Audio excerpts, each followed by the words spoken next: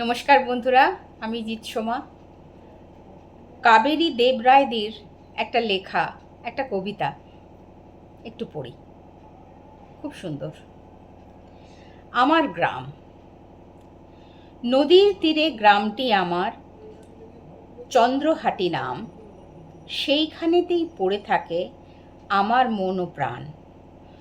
ঘন সবুজ ছায়ায় ঘেরা জলথই থই ঘাট, ডুব দিয়ে তাই পানকৌড়ি তুলছে কেমন মাছ। সকালবেলা মালির ঘাটে জেলেদের জাল তোলা, দুপুর বেলায় গাছে গাছে কোকিল হরবোলা।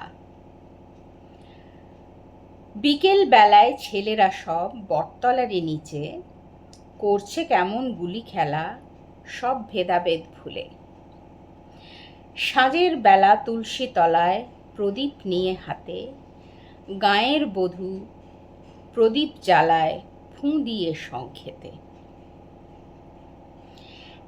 একসাথে সেথা আজান পড়ে, মন্দিরে নাম গান, একই সাথে বাস করে সেথা হিন্দু মুসলমান। খুব সুন্দর লেখা।